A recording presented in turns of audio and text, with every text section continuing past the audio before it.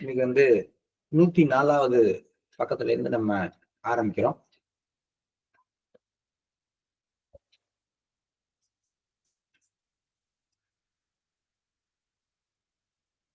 மதிப்பிற்குரிய லாலாஜி, ஒரு குறிப்பிட்ட விஷயத்தின் மீது நான் ஆளுமை பெற்றிருந்தேன்.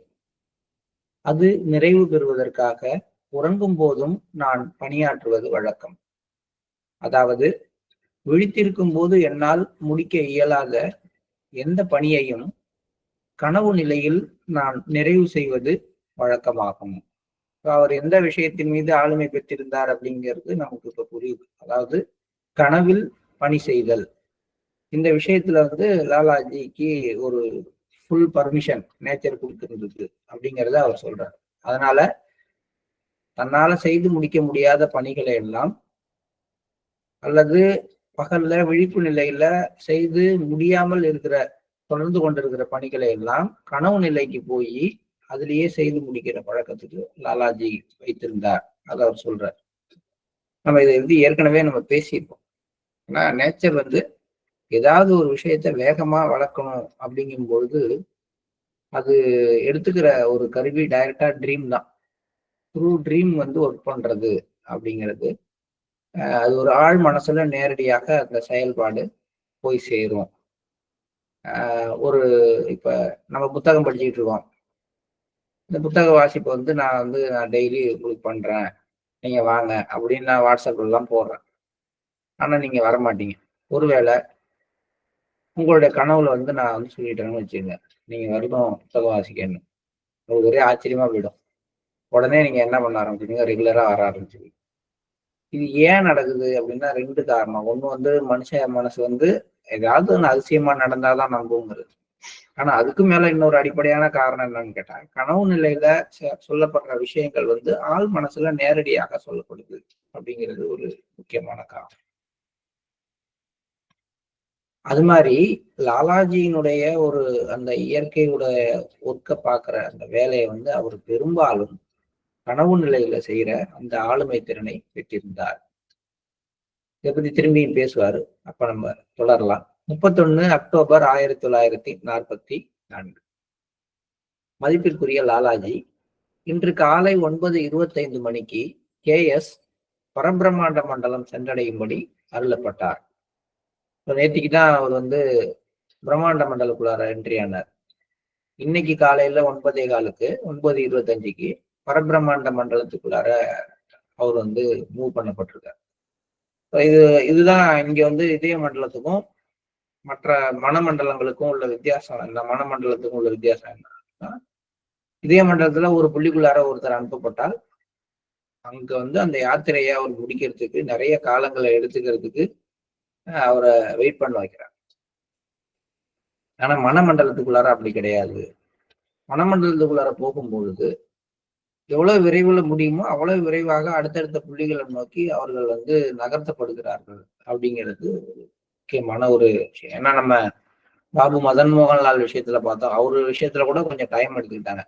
அதுக்கப்புறம் பாத்தீங்கன்னா ராமேஸ்வர் பிரசாத் மிஸ்ராவோட டைம் எடுக்கும்பொழுது அடுத்தடுத்த நாட்கள்ல அவங்க அந்த மாதிரி அடுத்தடுத்த நிலைகளுக்கு உயர்த்தப்பட்டார். அதை ஒளியான்னு சொல்லுவாங்க. அடுத்தது பரபிரம்மாண்ட மண்டலத்துக்கு போகும்போது அந்த ஸ்டேட் அவருக்கு இன்னைக்கு கொடுக்கப்படுது. யாருக்கு? KS, அதாவது கருணா சங்கர் அப்படிங்கிறவருக்கு அது கொடுக்கப்படுகிறது. இந்த பரபிரம்மாண்ட மண்டலம் அவருக்குள்ள போனதுக்கு அப்புறம் அவருக்கு பணிவின் புள்ளி திறக்கப்படுகிறது. இந்த பணிவின் புள்ளி IBD அப்படின்னு நம்ம முதல் பாகத்துல படிச்சிருக்கோம். IBD அப்படின்னு இதை குறிப்பிடுவாங்க. இந்த பணிவுக்கான புள்ளி திறக்கப்படுது அப்படின்னா அது 9வது புள்ளிக்கான ஒரு வாய்ப்பாக அமைகின்றது. ஸோ அவரது பணிவின் புள்ளி திறக்கப்பட்டு விட்டது. காலை 10:35 மணிக்கு அதற்கு அடுத்து இருந்த புள்ளியின் ஒளி தூண்டப்பட்டு 10:50 மணிக்கு விசேஷ பணிக்கான அனுமதி வழங்கப்பட்டது. 11:55 மணிக்கு துருவா பதவி அவருக்கு அருளப்பட்டது. கடவுள் அவர் மீது ஆசிகளை பொழியட்டும். ரயில்வே டைமிங் மாதிரி டைமிங் போட்டு வேலை செய்யறாங்க. இந்த ஊர்ல இத்தனை மணிக்கு நிற்கும், இந்த இடத்துல இத்தனை மணிக்கு நகரும் அப்படிங்கிற மாதிரி. அப்ப அவங்களுடைய வேலையுடைய வேகம், அதனுடைய துல்லியம், அதனுடைய தெளிவு, இதெல்லாம் நம்ம பார்க்கணும். நமக்கு என்ன நடக்குது அப்படிங்கிறத புரிந்து கொள்ற விவேகம் கூட இன்னும் முழுமையா வரல. ஆனா இவங்க வந்து ஒரு 9 மணி அளவில் அப்படி கூட போடல. 9:25க்கு பரபிரம்மாண்ட மண்டலம்.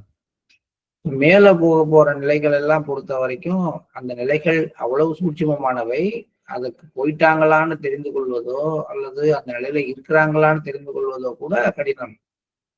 ஆனா இவங்க அந்த நிலைமையில் பெற்றிருக்கிற ஆளுமையினால அவ்வளவு தெளிவாக லாலாஜி அதை சொல்றாரு. 9:25 மணிக்கு பரபிரம்மாண்ட மண்டலம். அதுக்கு அடுத்தது பிரபன்னா. இந்த பிரபன்னாவுக்கு அவருடைய மூமெண்ட் இருக்கும் பொழுதே அதற்கு அடுத்து இருந்த புள்ளிகள் ஒளி தூண்டப்பட்டு 10:50 மணிக்கு விசேஷ பணிக்கான அனுமதியும் அவருக்கு ஒரு ரிசப்டர்ஷிப் அதுவும் கொடுக்கப்பட்டு 11:55 மணிக்கு துருவா ஸ்டேட்டுக்கும் வந்து. ஸோ இதுவும் கூட ரொம்ப ஃபாஸ்ட். ஏன்னா அவரு மதன் மோகன் லாலை பொறுத்த வரைக்கும் அவருக்கு துருவா பதவி கொடுக்கறதுக்கு முன்னாடி எவ்வளவு இன்ஸ்ட்ரக்ஷன் லாலாஜி கொடுத்தாரு நமக்கு தெரியும். இவர் வந்து எதிர்த்து பேசுறதை நிறுத்தணும், தேவையில்லாம வந்து செய்தித்தாள் படிச்சுட்டு அதுக்குள்ளார மூழ்கி கிடக்கிறத நிறுத்தணும்னு பக்கம் பக்கமாக அவருக்கு அட்வைஸ் பண்ணி அதுக்கப்புறம் தான் அவருக்கு துருவா பணியே கொடுக்கப்பட்டது. பட் இங்க எல்லாமே வந்து ஒரே நாளுக்குள்ளார நடக்குது. இயற்கையோட பணி ஒவ்வொருத்தருக்கும் ஒவ்வொரு மாதிரி ஒவ்வொரு காலகட்டத்துல நடக்குது. ஆனா இதெல்லாம் கொடுத்துட்டு அவருக்கு ஆசீர்வாதமும் பண்ணிட்டு அடுத்து சில இன்ஸ்ட்ரக்ஷனும் கொடுக்குறாரு தொடர்ந்து. நேற்று இரவு நாஜ்தாவின் பரிஷத்துடைய ஆன்மீக நிலை முழுவதுமாக பறித்து கொள்ளப்பட்டது. இந்த நாஜ்தா அப்படிங்கிறவர் வந்து அரேபிய பீடபூமி. அந்த அரேபிய பீடபூமியுடைய பரிஷத்து தான் நாஜ்தா. நாஜ்தாவின் பரிஷத்துன்னு சொல்றோம். அவர் பேர் நமக்கு கொடுக்கல. நாஜ்தாங்கிறது அந்த நம்ம சவுதி அரேபியா, ஈரான், ஈராக் அந்த பகுதிகள்லாம் இருக்கு இல்லையா, அந்த அந்த பீடபூமியை தான் நாஜ்தா பீடபூமின்னு சொல்றோம். அந்த பகுதியினுடைய ஆன்மீக விஷயங்களை கவனித்துக் கொள்வதற்கான பரிஷத். பரிஷத்துங்கிற நிலையை பத்தி நமக்கு தெரியும். இதுக்கு அடுத்து வரக்கூடியது துருவாதிபதி. அதுக்கப்புறம் துருவாதிபதிகளுக்கும் மேல இருக்கிற ஒரு ஆளுமையுடையவர் பரிஷத். இவர் ஏற்கனவே ஒரு தடவை பாபுஜியோட தொடர்பு கொண்டு இந்த பகுதியில நீங்க என்ன வேலை செஞ்சீங்கன்னு தெரிஞ்சுக்கலான்னு கேட்டிருப்பார். அதெல்லாம் பத்தியும் நம்ம படிச்சிருக்கோம். பின்னாடி வந்து இந்த புதிதாக சகஜ மார்க்கம் உருவாக்கி இந்த நக்ஷாபந்திகளுடைய அந்த கடைசி ஸ்ட்ரீம் வந்து கட் ஆகும் பொழுது லாலாஜி இவருக்கு ஒரு அறிவுரை சொல்லியிருப்பார். அவர்கிட்ட நீங்க நேரடியாக சொல்லலாம்.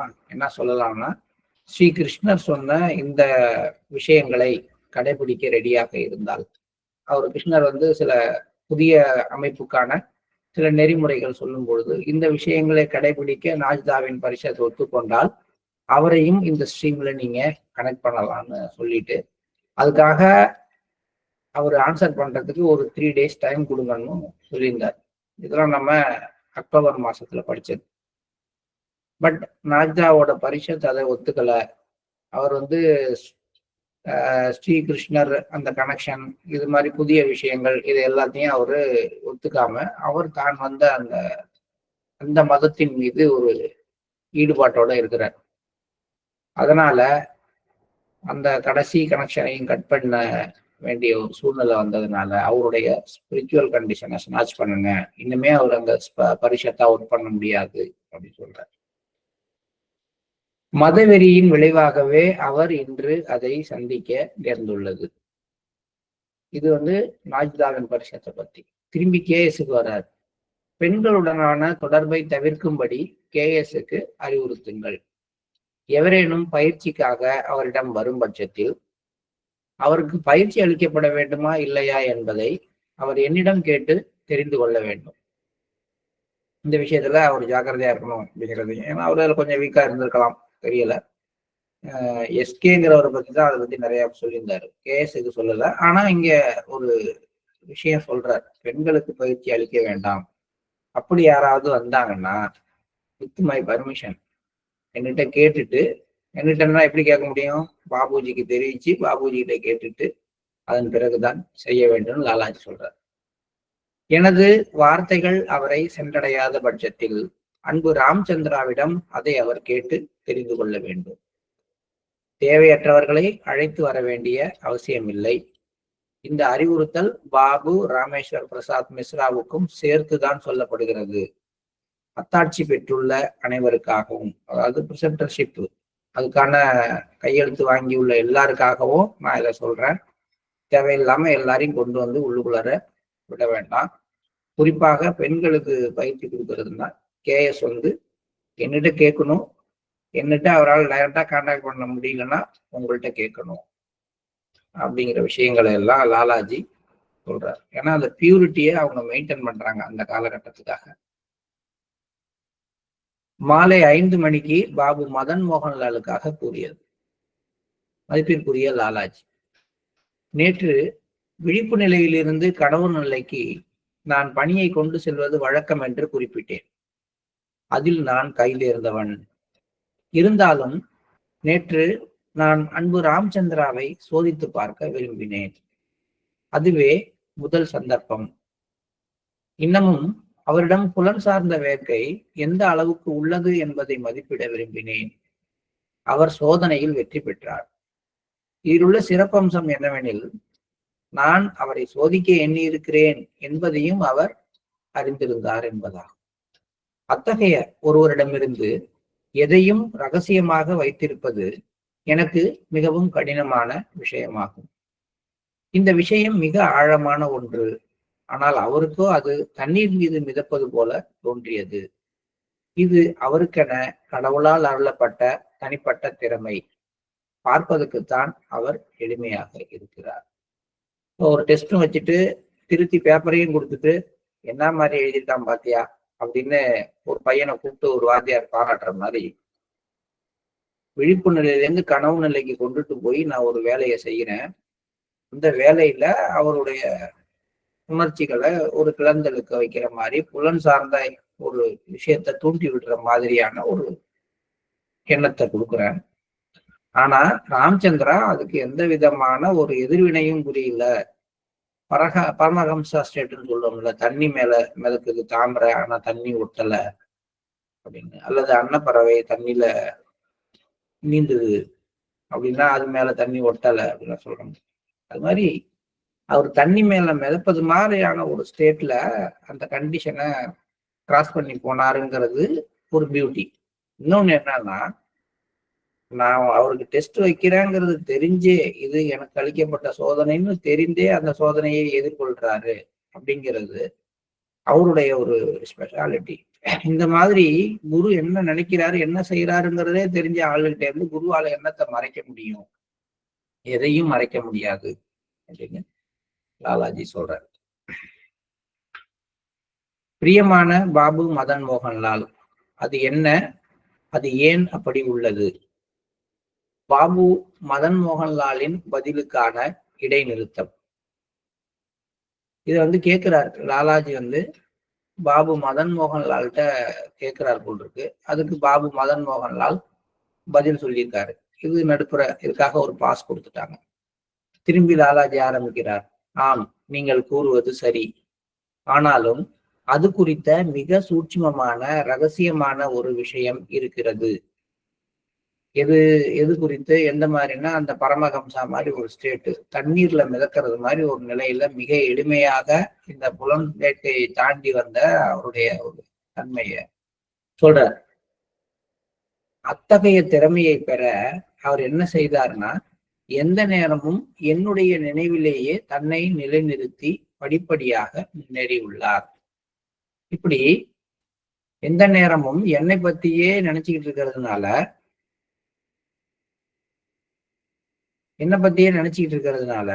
அவரால் என்ன, சில நேரங்கள்ல அவருக்கு நிறைய நினைவாற்றல் குறைவு, ஏதாவது மறக்கப்பட்டது என்றாலும் கூட அந்த மறதியினால அவர் எதையும் தவற விடுவதில்லை. ஸோ கவனம் எல்லாம் என் மேலையும் என்னை பற்றிய சிந்தனையிலே இருக்கிறப்ப மற்றதெல்லாம் மறந்துடுறதுக்கான வாய்ப்பு நிறையவே இருக்கு. ஆனால் மறந்து போனதுனால அவர் எதையும் செய்யாமல் விட்டுவிடவில்லை. இது தெய்வீகத்துல இருக்கக்கூடிய ஒரு சூட்சுமம். மற்ற விஷயங்கள்ல நம்ம நாட்டம் போகும் பொழுது நமக்கு கவனக்குறைவு ஏற்பட்டு வேறொரு விஷயத்த மறந்துடுவோம். இப்ப ஏதாவது ஒரு பொருள் வாங்கிட்டு வர சொல்றாங்க, நடுப்புற போற வழியில யாராவது ஒரு ஃப்ரெண்டை பாக்குறோம், அவர்கிட்ட ரொம்ப இன்ட்ரெஸ்டா பேசிட்டு வாங்க வேண்டிய பொருள் ஒண்ண வாங்காம மறந்துட்டு வந்து வீட்டுல திட்டு வாங்குறது நம்ம எல்லாருக்குமே ஒரு வழக்கமான விஷயம்.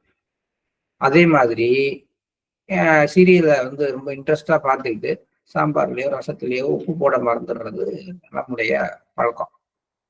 அதாவது ஏதாவது ஒண்ணுல நம்மளுடைய நினைவாற்றல், நம்மளுடைய எண்ணம் போய் நிலைநிறுத்தப்பட்டு அதுல ஆழ்ந்து போயிட்டோம்னா இன்னொரு வேலையில அதுல ஏதோ செய்ய வேண்டிய ஒண்ண மறந்து போயிடும்.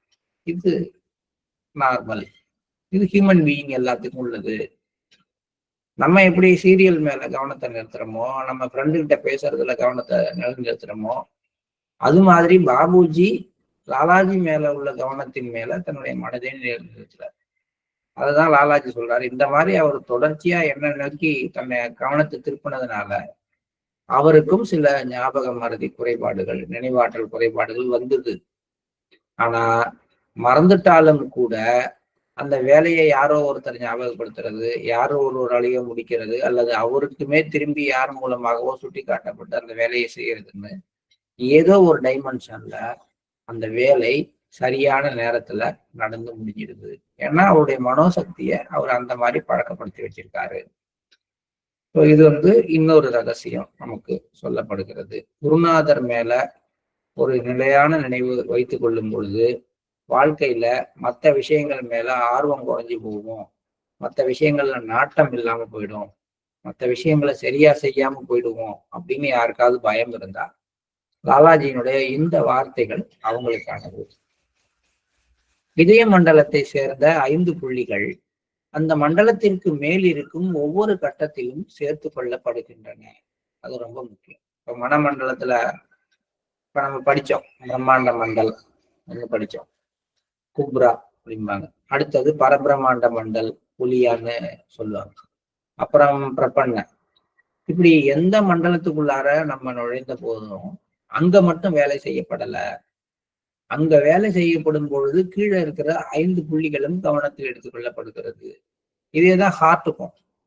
ஹார்ட் சக்கராவில வேலை செய்யும் பொழுது அதுக்கு கீழே உள்ள ரூட் சக்கரா, சேக்கரல் சக்கரா, அந்த மாதிரி அந்த மூலாதாரம், சுவாதிஷ்டானம், மணிபூரகம் இதெல்லாம் வந்து தானாகவே அதுக்குள்ளார சேர்த்து கொள்ளப்படுகிறது.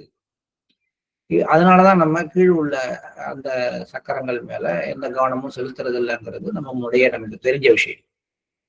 அதே மாதிரி இதய மண்டலத்துக்கு மேல் உள்ள புள்ளிகள்ல செயலாற்றும் பொழுது இதய மண்டலத்தில் உள்ள புள்ளிகள் எல்லாமே எடுத்துக்கொள்ளப்படுகிறது எப்பொழுதும். இதன் செயல்முறை தொடர்ந்து மாற்றம் அடைகிறது. ப்ராசஸ் வந்து கம்ப்ளீட்டா மாறிக்கிட்டே இருக்கும். அந்த எடுத்துக்கிற புள்ளிகளும் அது மேல வேலை செய்யற விதமும் டைமென்ஷனும் தொடர்ந்து மாறும். இறை பக்தி மண்டலத்திற்கு அப்பால் அவை விலகி விடுகின்றன. அங்கிருந்து தூய்மையும் முழுமையான எளிமையும் தொடங்குகின்றன. இறைபக்தி மண்டலம் அப்படின்றத பத்தி நம்ம மீண்டும் படிச்சோம். இந்த ஸ்டேட்ல ஆரம்பிக்கும் பொழுது, அதாவது பரபிரம்மாண்ட மண்டலம் தாண்டி அடுத்த கட்டத்துக்கு போகும் பொழுது உடனடியாக ஆரம்ப கட்டத்துல உருவாக்குறது அந்த பணிவின் புள்ளி. அந்த மண்டலத்துடைய கடைசியில ஏற்படுறது பக்தி. ஸோ இறைபக்தி மண்டலத்திற்கு அப்பால் அந்த பக்தி மண்டலத்தை தாண்டுற பிறகு என்ன இருக்கு அப்படின்னா அங்க தூய நேர்மை இருக்கிறது, எளிமை இருக்கிறது. இந்த தூய்மை எளிமை எங்க வருகிறதோ அங்க இருந்து சத்திய நிலையானது தொடர ஆரம்பிச்சு. இதெல்லாம் நம்ம மனமண்டலத்தை பத்தி லாலாஜி கொஞ்சம் கொஞ்சமா சொல்லிக்கிட்டே வர்றாரு. நம்ம இதெல்லாம் கவனிச்சு அந்தந்த புள்ளிகளுடைய பண்புகளோட இதை நம்ம சேர்த்துக்க வேண்டியது நம்மளுடைய. உதாரணத்துக்கு இப்ப பிரபன்னா அப்படிங்கிறது வந்து ஹனுமன் பாயிண்ட்னு மாஸ்டர் சொல்றாரு.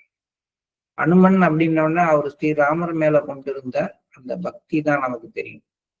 ஆனா அதுக்கும் முன்னாடி அவருக்கு ஒரு பணிவான மனநிலை இருந்தது.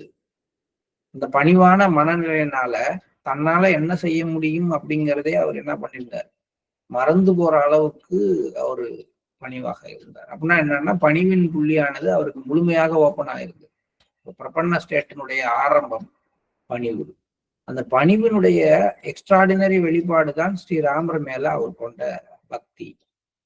அப்ப இந்த ஒரு முழு மண்டலத்துல அவருடைய ஆளுமை எப்படி இருக்கு அப்படிங்கிறத நம்ம அதில் புரிஞ்சுக்கிட்டு அதே மாதிரியான ஒரு விஷயம் நமக்குள்ளாரையும் உருவாகும்.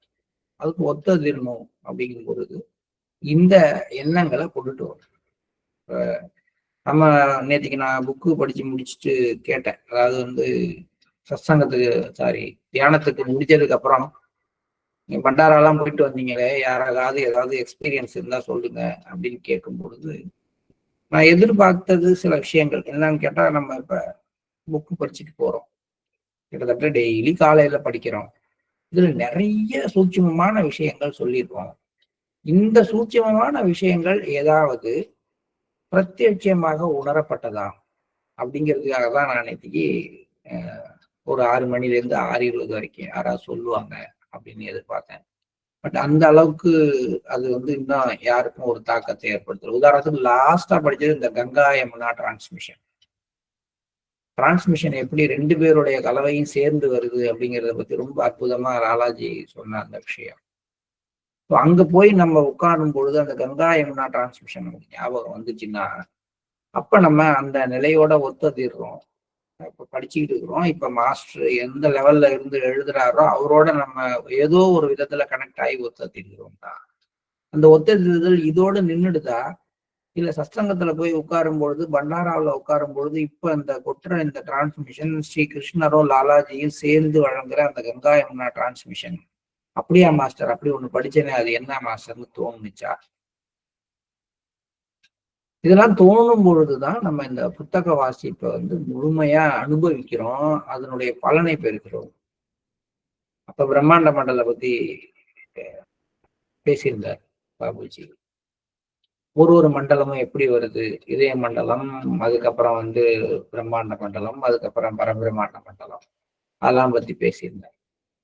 அந்த மண்டலங்களுக்குள்ளார் நுழையும் போது என்ன மாதிரி மனநிலை இருக்கும் அப்படிங்கிறத பத்தி பேசியிருந்தார். இது எல்லாமே நம்ம படிச்சுட்டு அவரு கிட்டத்தட்ட ஜாரிஜி பர்த்டேல இருந்து தாஜி பர்த்டே வரைக்கும் இடைப்பட்ட காலம் முழுக்க நம்ம அந்த விஸ்பர்ஸை படிச்சுட்டு இருக்கோம் இல்லையா. இதுல ஏதாவது விஷயங்கள் நமக்குள்ளார இருந்து மாஸ்டரை பார்க்க போகும் பொழுது அல்லது ஆசிரமத்துக்கு போகும் பொழுது வெளிப்படுது அப்படின்னா, அதுதான் உண்மையிலேயே இந்த சாராம்சத்தை நம்ம அசை போடுறதனுடைய எஃபெக்ட். அதை ஏன் இங்க சொல்றேன்னா, இப்ப இந்த கண்டிஷன்லாம் இங்க சொல்றாரு, இதய மண்டலத்துடைய புள்ளிகள் எல்லாம் மனமண்டலத்துல வேலை செய்யும் போது எடுத்துக்கப்படுது. ஒவ்வொரு கட்டத்திலையும் இந்த புள்ளிகள் வேற வேற மெத்தட்ல ப்ராசஸ் ஆகுது. இறைபக்தி மண்டலம் போன பிறகு இதய மண்டலத்துடைய புள்ளிகள் முற்றிலுமாக விடப்பட்டு அங்கிருந்து தூய்மையும் முழுமையான எளிமையும் தொடங்குது. இதெல்லாம் மாஸ்டர் போட்டோ போட்டு படம் போட்டு எல்லாத்தையும் நமக்கு ஒரு ப்ரிசெப்டர் செமினார்ல விளக்குனார். அப்ப அந்த 12வது புள்ளிக்கு போகும் பொழுது முதல்ல ஃபர்ஸ்ட் எலிமெண்டா இருக்கக்கூடிய அந்த பூமி அப்படிங்கிற விஷயம் ஒட்டுமொத்தமாகவே மறைஞ்சு போகும். அது வரைக்கும் இருக்கிறது. அதனாலதான் 12வது புள்ளியில எர்த்தோடைய அந்த ஒரு ஈர்ப்பு போறதுனாலதான் பிரம்மரந்திரா வழியா சோல் வெளியில போறத பத்தி ஒரு வாய்ப்பு உருவாகுது. இதெல்லாம் நமக்கு தாஜி அப்ப சொன்னாங்க. பட் இப்ப இதை படிக்கும் பொழுதுதான் இதெல்லாம் கொஞ்சம் கொஞ்சமா நமக்கு புரிய ஆரம்பிக்குது. இதுவுமே என்னுடைய புரிதல் தான். நன்றாக புரிந்தவர்கள், நிறைய இந்த சூட்சமான விஷயங்கள் தெரிஞ்சவங்க நம்ம வாட்ஸ்அப் குரூப்ல அதை பத்தி போடலாம். இதுல போட்டா தப்பாயிடும் அப்படின்னு நீங்க நினைக்காம, இப்ப நான் சொல்றதுக்கு மாற்று கருத்துக்கள் இருந்தாலோ, இன்னும் தூய்மையான விஷயங்கள் நீங்க உணர்ந்திருந்தாலோ அந்த குரூப்பை பயன்படுத்துங்க அப்படின்னு சொல்லிட்டேன். அதை பயன்படுத்தி செய்யுங்கள். அடுத்தது, இன்று மாலை 5:35 மணிக்கு நான் பிரியமான ராம்சந்திராவின் கடைசி முடிச்சை தகர்த்து விட்டேன். ஆனால் அது என்ன என்பதை இப்போது நான் கூற விரும்பவில்லை. அவரது புரிந்து கொள்ளும் திறனை நான் பாராட்டுகிறேன். அவர் அதை கிரகித்துக் கொண்டுள்ளார். அது இதுதான். அவர் தனது உடலை விட்டு பிரிந்து இறுதி பரம்பொருளை அடையும் திறனை இன்று பெற்றுள்ளார். இதை நான் தாமதப்படுத்த விரும்பினேன், ஆனால் என் உள்முக விருப்பம் என்னை நிராதரவாக்கியது. ஏன்னா நம்ம போன மாசம் படிக்கும் பொழுதே லாலாஜி சொல்லியிருந்தார், இந்த கண்டிஷனுக்கு மேல உங்களை நான் கொண்டு போக மாட்டேன், கொண்டு போனா நீங்க என் பணிக்கு உதவ மாட்டீங்க அப்படிங்கிறதுனால இந்த இடத்துல உங்களை நிறுத்தி வைக்கிறேன். அதுக்கப்புறம் தேவைப்படும் பொழுது நீங்க போயிட்டு வரலாம் அப்படிங்கிற அளவுக்கு தான் நான் அதை வச்சிருக்கேன். முழு கண்ட்ரோலையும் நான் வச்சிருக்கேன் அதனால நீங்கள் உடலை விட்டு நீங்காமல் இருக்கணும் அப்படிங்கிறதுக்காக. ஆனா அதையும் தாண்டி பாபுஜியினுடைய அந்த அந்த தகிக்கிற தன்மையானது லாலாஜியினுடைய மனசுக்குள்ளார ஒரு தூண்டுதலை கொடுத்துக்கிட்டே இருக்கு. அது எப்படின்னா அம்மா வந்து சாக்லேட் எடுத்து டப்பால போட்டு இன்னைக்கு ஒரு நாளைக்கு ஒரு சாக்லேட் தான், இனிமே எடுக்கக்கூடாது அப்படின்னு டப்பா போட்டு மூடி வைப்பாங்க. இவன் பண்ற வேலை, அதுக்காக அவன் செய்யற அந்த இது மூஞ்ச தூக்கிட்டு உட்கார்ந்து இருக்கிறது, இல்லைன்னா அந்த சாக்லேட்டை வாங்கறதுக்காக அம்மாவை கொஞ்சிறது, இதெல்லாம் வந்து அவங்க மனசுக்குள்ளார ஒரு அந்த இதையும் தாண்டி இந்த தொலைஞ்சுப்போ, நீ தின்னுட்டு தானே செய்யணும், செஞ்சுக்கன்னு கொடுப்பாங்க. அப்ப அதுல ஒரு அன்பு, அதுக்கு கீழே ஒரு இந்த பையனுடைய தூண்டுதல். அது மாதிரி லாலாஜி வந்து இதை கொஞ்ச நாளைக்கு நிறுத்தி வைப்பமேன்னு நினைச்சு அந்த கடைசி முடிச்சு ஒண்ணு பாக்கி வச்சிருந்தார். ஏன்னா இந்த முடிச்சு எடுபட்டுருச்சுன்னா விரும்பும் பொழுது இம்மீடியட்டாக அவர்கள் பரம்பொருளோடு ஐக்கியமாக்கிவிட்டார். அதை நான் எவ்வளவு முடியுமோ அவ்வளவு தாமதப்படுத்த விரும்பினேன். ஆனால் என் உள்முக விருப்பம், அவருக்கு ஏது உள்முக விருப்பம்? அவருடைய விருப்பம் எல்லாம் அவருடைய பிரியமான ராமச்சந்திராவின் விருப்பம். என் உள்முக விருப்பம் என்னை நிராதரவாக ஆக்கியது. அது அவரது அதிர்ஷ்டம். இருந்தாலும் இப்பையும் கூட அவர் முடிச்செல்லாம் நான் முழுசா நீக்கிட்டாலும் கூட அவரால் உடலை விட்டு செல்ல முடியாது. அந்த அளவுக்கு இப்பையும் கட்டுப்பாட்டுல நான் அவரை வைத்திருக்கிறேன். அதை நான் கடைசி தருணத்தில் வெளிப்படுத்துவேன். எனது உள்முக மனப்போக்கு என்னை நிராதரவாக ஆக்கினால் அது வேறு விஷயம். திரும்பியும் சொல்றாரு, இப்ப கூட சொல்றேன், அவரை வெளில விடமாட்டேன், நான் கண்ட்ரோல் பண்ணி வச்சிருக்கேன், கட்டுப்பாட்டுல தான் வச்சிருக்கேன். ஆனா ஏற்கனவே இந்த முடிச்சை வந்து ஓபன் பண்ணாம கட்டுப்பாட்டுல தான் வைத்திருந்தேன். அப்பொழுதும் என்னுடைய உள்முக விருப்பம் என்னை நிராதரவாக்குனுச்சு. அது மாதிரி இப்ப ராமச்சந்திராவுக்கு அந்த இந்த உடலை விட்டு நீங்கிற விருப்பம் வராம கட்டுப்பாட்டுல வச்சிருக்கேன். ஆனா மீண்டும் என்னுடைய உள்முக விருப்பம் என்னை வந்து தூண்டி விட்டுச்சுன்னா அதுல இருந்தும் அவருக்கு விடுதலை கொடுத்துருவேன். அந்த கண்ட்ரோல்ல இருந்தே எடுபட்டுருக்கும். அது அப்படி ஆக்கினால் அது வேறு விஷயம். இந்த நிலை நீடிக்கும் வரை உரிய காலத்திற்கு முன்பாக அவர் தனது உடலை விட்டு நீங்க மாட்டார் அப்படின்னு சொல்லிட்டு சொல்றார்.